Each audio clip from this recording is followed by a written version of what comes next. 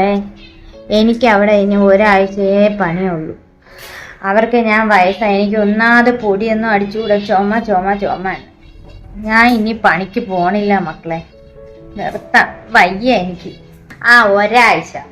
ഒരാഴ്ചയെ പണിയുണ്ടെങ്കിൽ വേറെ എന്തുമാത്രം പണിയിരിക്കണ്. ഓ, വയസ്സായവരാരും പിന്നെ പണിക്ക് പോണില്ലേ? അവരെ പോകാൻ പിടിച്ചു വിടണമെങ്കിൽ വേറെ എന്തുമാത്രം ജോലിയുണ്ട്, ഞാൻ സംഘടിപ്പിച്ചു തരാം. പോരാത്തതിന് ലോ പ്രഷർ, തലകറങ്ങി വീഴുമ്പോ അവർക്ക് തന്നെയാണ് ബുദ്ധിമുട്ട് മക്കളെ. അവരെ എന്തിനിങ്ങനെ ബുദ്ധിമുട്ടിക്കണം? ഇനി ഉമ്മ പോണില്ല.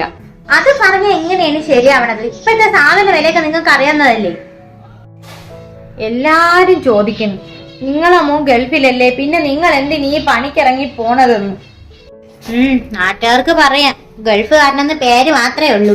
നക്കാപ്പി ചേറ്റ് 10-15 രൂപ അയച്ചു തരും. ഞാൻ നിങ്ങൾക്ക് മരുന്ന് വയ്ക്കാൻ പൈസ തരുന്നില്ലല്ലോ. പിന്നെ ഈ പിള്ളേരുടെ കാര്യോ? പിള്ളേർക്ക് ചെലവ് ചില്ലറേണ ഈ 2 എണ്ണത്തിനും. സാധനങ്ങൾ അതല്ലേ, അതിനേക്കാണ് വേറെ. ഇതെല്ലാം കൂടി കൊണ്ട് ആ മനുഷ്യന്റെ ശമ്പളത്തിൽ ഒതുങ്ങിയൊന്നുമില്ല. നിങ്ങളെ പോയേ പറ്റൂ. എങ്കി മോളെ, നിനക്ക് ഏതെങ്കിലും ഒരു തുണിക്കടയിലോ വല്ല നോക്കിക്കൂടെ? നിനക്ക് എന്നെക്കാളും ആരോഗ്യമുണ്ടല്ലോ.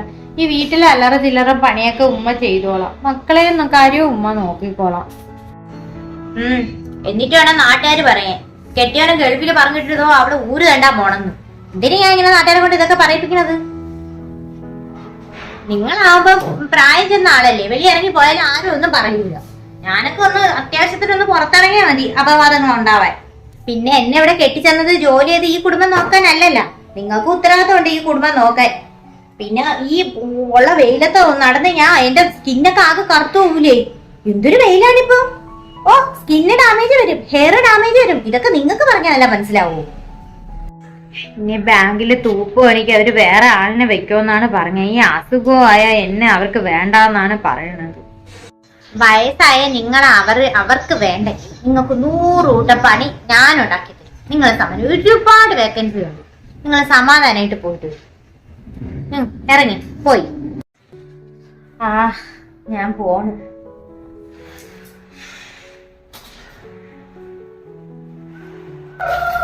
പോണേന് മുമ്പ് എനിക്കൊരു കാര്യം പറയാനുണ്ട്. പിന്നെ എന്റെ ഇഷ്ടത്തിനാണ് നിങ്ങൾ ജോലിക്കാണെന്ന് മോൻ വിളിക്കുമ്പോ പറഞ്ഞ് കുടുംബകലഹം ഉണ്ടാക്കിയിട്ടുണ്ട്. നിങ്ങളെ ഇഷ്ടത്തിന് പോണെന്നാണ് ഞാൻ ഇക്കാലത്ത് പറഞ്ഞിരിക്കണത്. അങ്ങനെയല്ല പറയണം വിളിക്കുമ്പോ. ഇല്ലെങ്കിൽ വല്ല ഇതിനെ ചൊല്ലി വല്ല വഴക്കൂടെ ഉണ്ടാവണമെങ്കിൽ ഞാൻ പിള്ളേരെ കൂട്ടി ഞാനങ്ങ് പോവും. പിന്നെ നിങ്ങൾ കുറെ കൊച്ചു മക്കളെ കാണും. ഓർത്താ നിങ്ങൾക്ക് കൊള്ളാം.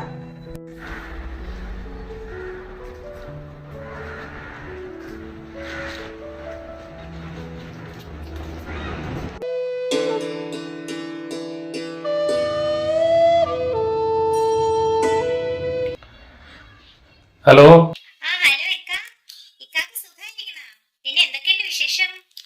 ഇവിടെ എന്തൊരു സുഖം, ഇങ്ങനെയൊക്കെ പോണം. നിനക്ക് സുഖം തന്നെ? മക്കളൊക്കെ എങ്ങനെ ഇരിക്കുന്ന? സുഖമായിട്ടിരിക്കുന്ന? ഉമ്മ സുഖമായിട്ടിരിക്കണ? എവിടെ പോയി?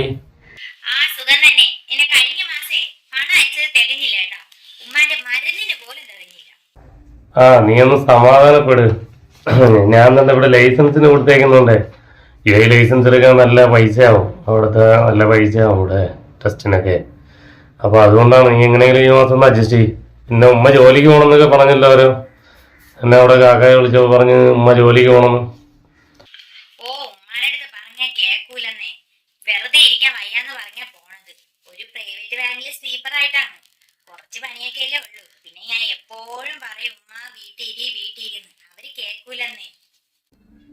നാട്ടുകാരെ കൊണ്ട് പറയിപ്പിക്കാൻ തന്നെ ഈ ഉമ്മാടെ കാര്യം.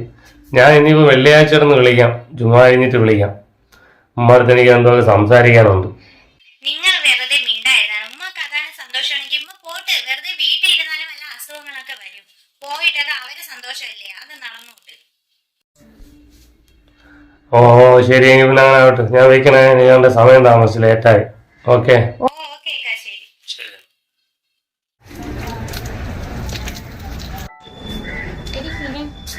രണ്ട് തക്കാളി ഉണ്ടാ എടുക്കാൻ? ഞാൻ വാങ്ങിക്കാൻ മറന്നു കഴി. ആര് സുഖറേ, പിന്നെന്ത് തരാമല്ലോ. വാ കേറിയിട്ടേ, ഞാൻ ഈ പൈപ്പ് ഒന്ന് അടച്ചിട്ട് വരാം. ഓ, വെള്ളം ഒഴിച്ചിട്ടൊക്കെ മതി. ഓ ശരി.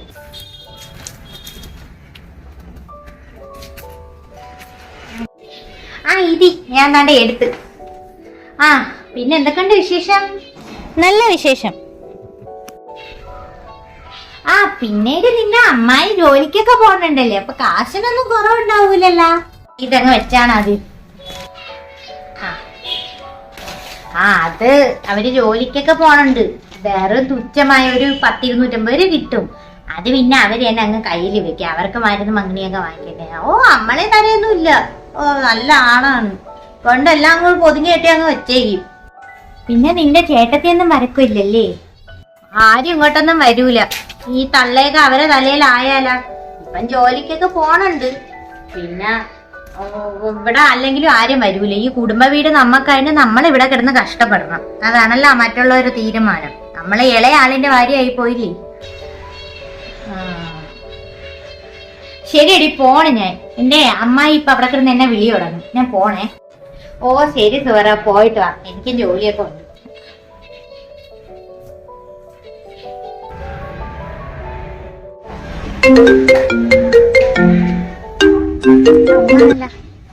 ഹലോ അമ്മ.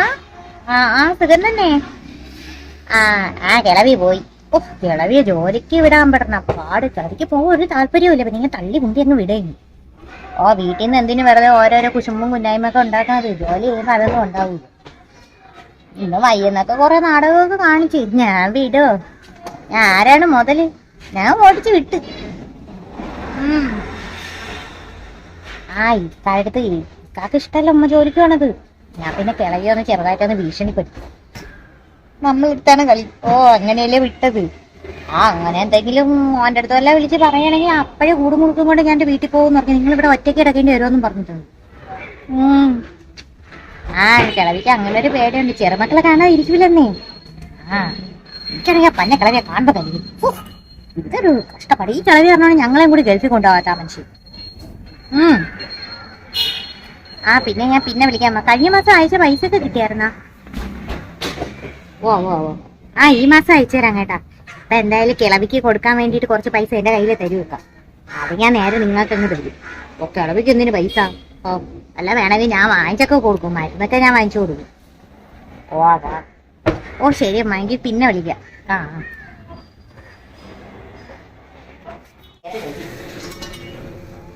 ഇനി ഇവിടെ ചായ കുടിക്കാം. എവിടെയെങ്കിലും ഒളിപ്പിച്ചു തേയില തീർക്കണം.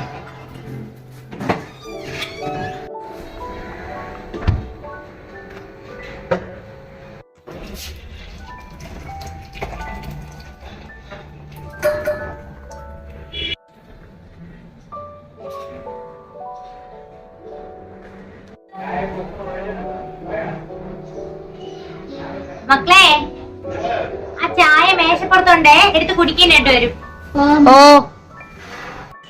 ഇപ്പൊ കിളവി വേറെ വരും. അതിന്റെ മുമ്പേ ഗ്ലാസ് ഒക്കെ കഴുകി വെക്കണം.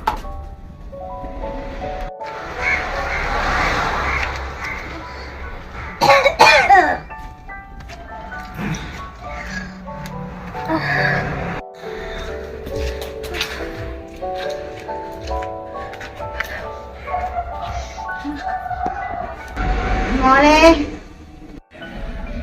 അമ്മ വന്ന ഒരു കപ്പ് ചായ ഇങ്ങോട്ടെടു. വയ്യ, തലവേദന എടുക്കും മക്കളെ, തലവേദന എടുക്കും. അശോ, ഞങ്ങള് ചായയിട്ട് കുടിച്ചിട്ട് ഇത്തിരി തേയില ഉണ്ടായിരുന്നുള്ളൂ, തീർന്നു പോയി. അപ്പൊ എന്തിനേയും ഇനി തേയില വാങ്ങിക്കാനും ഞാൻ പറഞ്ഞു. കട അടച്ചിട്ട് അങ്ങനെ പോവുകയും ചെയ്യും. പിന്നെ ഇന്നത്തെ പൈസ ഇങ്ങോട്ട് എടുക്കും. പൈസ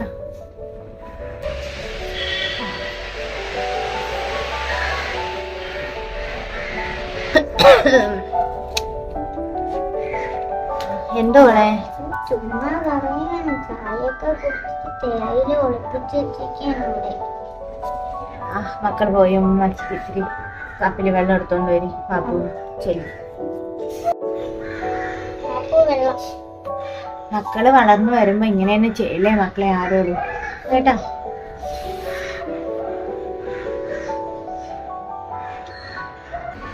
ആരോട് പറയേ, എന്തിന് പറയേ? പടച്ചോ എനിക്ക് തന്ന വിധു ഇതായി. മരിക്കണോ അല്ലേ? ഇതെങ്ങനെയെങ്കിലും ഇങ്ങനെ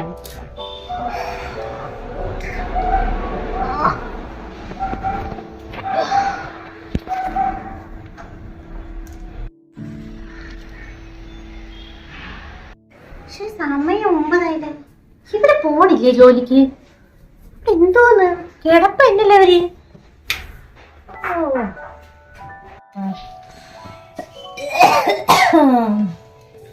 അല്ല, ഇന്ന് ജോലിക്കൊന്നും പോണില്ലേ നിങ്ങള്? വയ്യോളെ, ഇന്നെനിക്ക് പോവാൻ വയ്യാത്തൊരു വല്ലാത്ത ക്ഷീണം. അങ്ങനെ പറയാ എങ്ങനെ ഒക്കും? നിങ്ങളങ്ങോട്ട് എടീക്ക് മടിയത്തരമൊക്കെ കളഞ്ഞിട്ട് ജോലിക്ക് പോകാനും മടിയത്തരും. ഓ, ഒരു വയ്യായിക പോലും. വെറുതെ വീട്ടിൽ കുത്തിയിരുന്നാലേ തിന്നതൊക്കെ എല്ലിൻ്റെ ഇടയിൽ കയറും. പിന്നെ അതും ഒരു പ്രശ്നമാവും. പിന്നെ നിങ്ങള് പണിക്ക് പോകാൻ നോക്കി.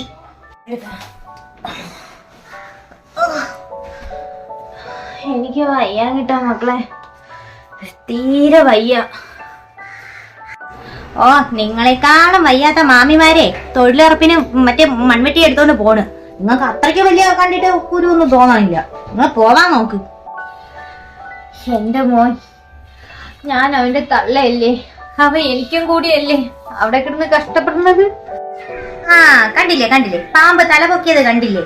പിന്നെ നിങ്ങളെ മോനെ ഗൾഫിലായിരുന്നപ്പോഴേ അന്ന് കെട്ടിയിട്ടില്ലായിരുന്നു. അത് പണ്ട്, അന്ന് നിങ്ങൾക്ക് മാത്രം കൊണ്ട് തന്നാ മതിയായിരുന്നു. ഇപ്പൊ അങ്ങനെയല്ല, എനിക്ക് എന്റെ പിള്ളേർക്കും അങ്ങേര് ചെലവിന് തരണം. ഓ, എന്റെ എനിക്കും കൂടിയാണ് തരണത് പോലും. പോയേ നിവൃത്തിയുള്ളൂ. പോവാം.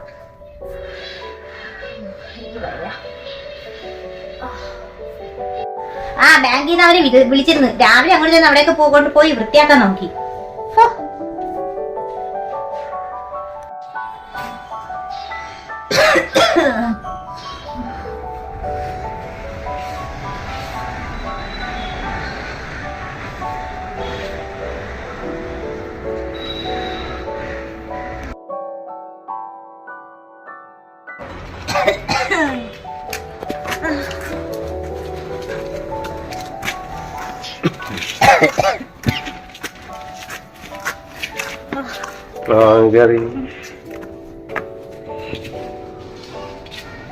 അവിടെ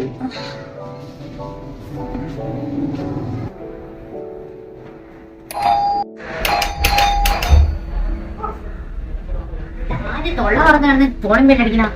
അല്ല, നിങ്ങളാര്? ഞാൻ ആരാ ആയിക്കോട്ടെ. നിനക്ക് നാണമുണ്ടോ ഇവരെ ഈ വയസ്സാം കാലത്ത് ജോലിക്ക് പറഞ്ഞു പോയി?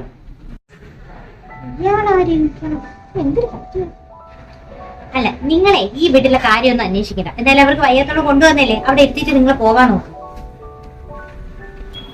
ഇവിടുത്തെ കാര്യങ്ങളൊക്കെ ഞാൻ മോനെ വിളിച്ച് പറഞ്ഞിട്ടുണ്ട്. നീ അവരെ നോക്കി പേടിപ്പിക്കണം കേട്ടാ.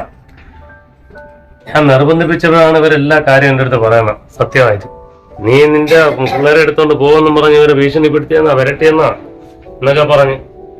എന്തായാലും ഞാൻ മോനെ വിളിച്ച് പറഞ്ഞിട്ടുണ്ട്. നിന്റെ അഭിപ്രായം വിളിച്ച് പറഞ്ഞിട്ടുണ്ട് കേട്ടാ. ഇനി അവരടുത്ത് നീ ഇനി ചാടിക്കരിക്കാണെന്ന് നിൽക്കുന്നു. ഞാൻ പോവാ. വിഷമിക്കണ്ട. എന്ത് കാര്യം ഉണ്ടെങ്കിലും എന്റെ അടുത്ത് ധൈര്യമായിട്ട് പറയാം. എന്റെ നമ്പറുണ്ട്, ഞാൻ ഫോണിൽ അടിച്ചു നിന്നിട്ടുണ്ട്. എന്നെ വിളിച്ചാൽ അത് കേട്ടാ. മക്കളെ, ഞാൻ കാരണം എന്റെ ജീവിതം തകരരുത്. നിങ്ങളൊന്നും വിഷമിക്കണ്ട. അങ്ങനെയൊന്നും സംഭവിക്കൂല കേട്ടാ. ശരി എന്നാ, ഞാൻ ഇറങ്ങാം. നാട്ടുകാരെ വിളിച്ചോണ്ട് ഇറങ്ങിയിട്ടുണ്ട്.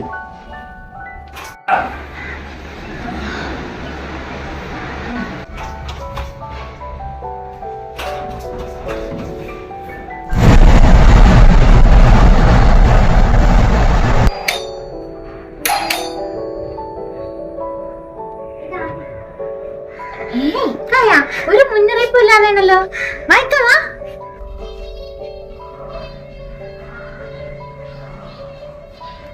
അല്ല, എന്നാലും എന്റെ അടുത്ത് ഒരു വാക്ക് പറഞ്ഞില്ലല്ലോ. മറ്റത് വിളിച്ച് പറഞ്ഞിട്ടല്ലേ പറഞ്ഞത്. ഞങ്ങളല്ലേ കൈ കൂട്ടിക്കൊണ്ട് വരണത്. ഇന്നെന്താ ഇക്ക മാത്രം ഇങ്ങനെ തണിച്ചു വരുന്നത്?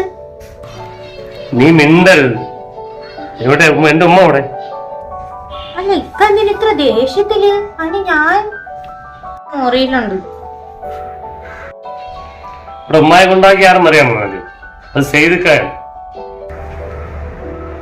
എനിക്ക് ഈ സെയ്തിനെന്ന് അറിഞ്ഞൂടായിരുന്നു. സെയ്തിക്ക പറഞ്ഞാണ് ഞാൻ എല്ലാ കാര്യങ്ങളും പറഞ്ഞു. ഇവിടെ നടന്ന എന്തൊക്കെയാണെന്ന് എല്ലാം സെയ്തിക്ക എന്നോട് പറഞ്ഞു. നിനക്കറിയാമോ എന്തൊക്കെയാണ് ഇവിടെ നടന്നത്? എനിക്കൊന്നും അറിയില്ല. നിനക്കൊന്നും അറിയത്തില്ലല്ലേ? ഞാൻ മാസം ശമ്പളം മേടിച്ച് 50,000 രൂപ നിനക്ക് ഇവിടെ അയച്ചു തരുന്നത്. ഞാൻ പട്ടിണി നടന്നിട്ടാണ് അയച്ചു തരുന്നത്. നീ ഇവിടെ തൂർത്തടിക്കായിരുന്നല്ലേ? അതൊന്നും നിനക്ക് തികയുന്നില്ല. എന്നിട്ട് ഇത്രയും ക്യാഷ് അയച്ചു തന്നിട്ട് നിനക്ക് തികയുന്നില്ല.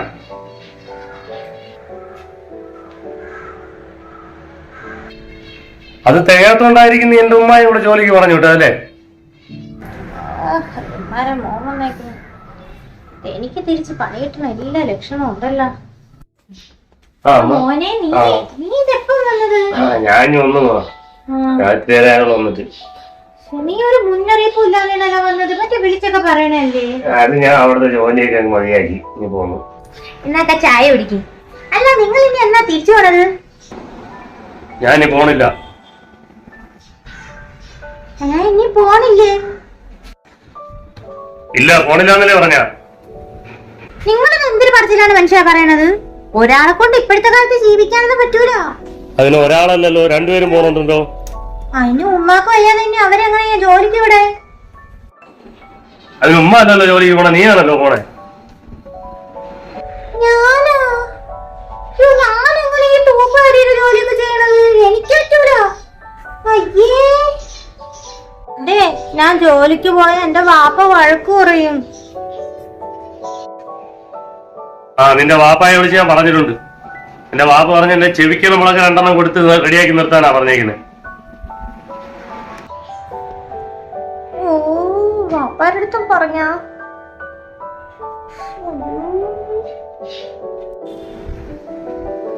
മര്യാദയ്ക്ക് നാളെ തൊട്ട് ജോലിക്ക് പൊയ്ക്കോണം. ബാങ്കിൽ ഉമ്മ പോയിക്കൊണ്ടിരുന്ന ജോലി വേക്കൻസി നിനക്ക് റെഡിയാക്കിയിട്ടുണ്ട്. നീ പൊയ്ക്കോണം നാളെ തൊട്ട്, കേട്ടല്ലേ?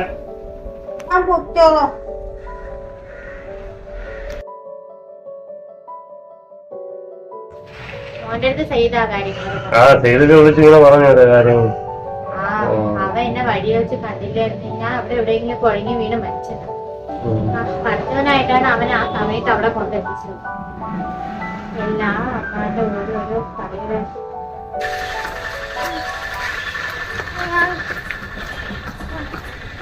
എന്താ ചായ അടിയും കൊടുത്ത് വഴിയിലൊക്കെ ഒരാട്ട പോലും ഇല്ല. പാവമ്മ ഇത്രയും ദൂരം നടന്നല്ലേ പറഞ്ഞത്. എന്നിട്ടാണ് പാവത്തിന് ഞാൻ ചായ പോലും കൊടുക്കാതിരുന്നത്. പാവം തന്നെ. ഞാനറിഞ്ഞ ഒരു ഇത്രയും ദൂരത്ത് പോയിട്ടാണ് പറഞ്ഞത്.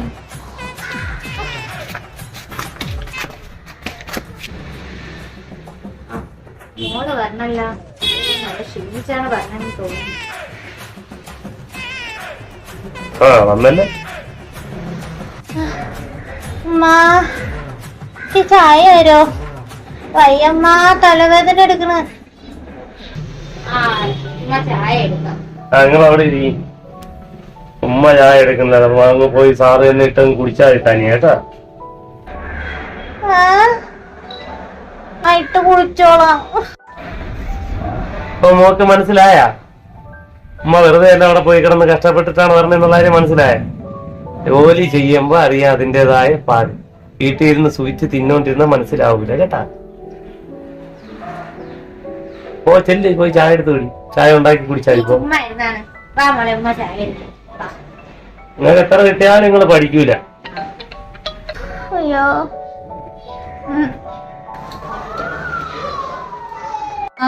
ക്ഷമിക്കും എന്നോട്. ഓരോ ജോലിക്ക് അതിൻ്റെതായ കഷ്ടപ്പാടുണ്ട്. എനിക്കും മനസ്സിലായില്ലമ്മ.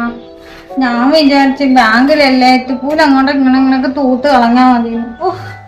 ആ മാനേജറാണെങ്കിൽ മൂശയിട്ട് പിടിച്ച ഒരു മനുഷ്യൻ. എപ്പോഴും ക്ലീൻ ആക്കണം അവിടെ. ഉമ്മക്ക് നല്ല കഷ്ടപ്പാടായിരുന്നല്ലേ അമ്മ? എനിക്ക് വയ്യമ്മ പോവാൻ. അതൊന്നും സാരമില്ല മക്കളെ. നമുക്ക് അങ്ങനെ തന്നെ. നമ്മൾ വെറുതെ ഒരു കാര്യത്തിനെ കുറിച്ച് അറിയാതെ നമുക്കൊന്നും പറയാൻ പറ്റില്ല. അത് ചെയ്ത് നോക്കുമ്പോഴേ അതിന്റെ പാട് മനസ്സിലാവുള്ളൂ. ഏതൊരു ജോലിക്കും, ഇപ്പൊ വീട്ടു ജോലിയായാലും ഏത് ജോലിക്കും അതിൻ്റെതായ കഷ്ടപ്പാടുണ്ട് മക്കളെ, കേട്ടോ. അതൊന്നും സാരമില്ല. പോട്ടെ.